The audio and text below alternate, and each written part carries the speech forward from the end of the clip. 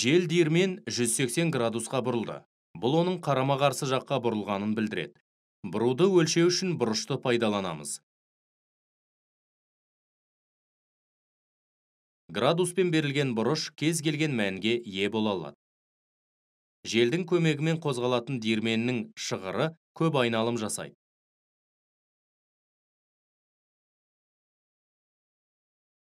Ол 5 рет толық айналғанда 1800 градусқа тең бұрыш жасады. Бұрыш пен мәні айналу өлшемі ретінде қабылданады.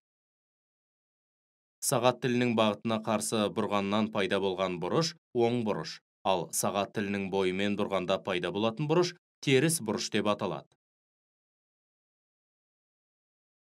Декарттық координаталар жүйесін қарастырайық.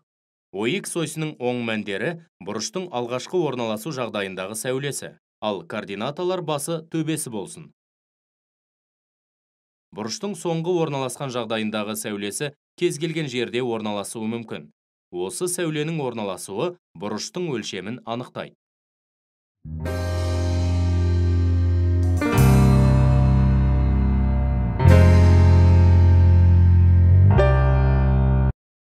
Егер бұрыштың бастапқы сәулесі X осінің бойымен 0-дің оң жағында жатса, ал оның төбесі координаталар басында орналасса, онда бұрыш декарттық координаталар жүйесінде стандартты түрде орналасқан.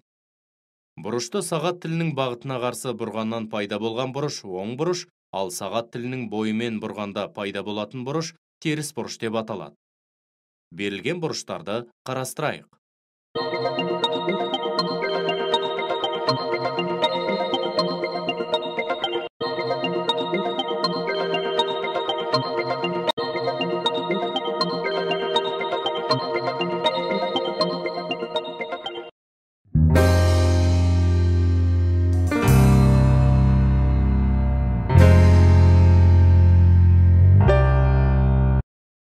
Бұрышты толық бір айналым немесе оның бөлігі ретінде сипаттауға болады.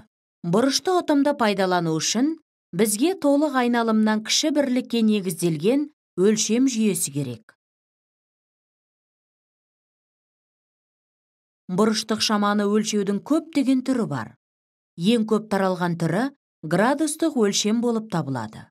4000 жыл бұрын вавилондықтар ойлап тапқан градустық өлшем әлі қолданылады. Бір толық айналым теңдей 360 бөлікке бөлінген.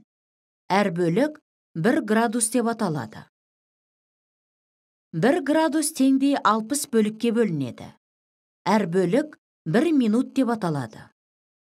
1 минут теңдей 60 бөлікке бөлінеді. Әр бөлік 1 секунд деп аталады.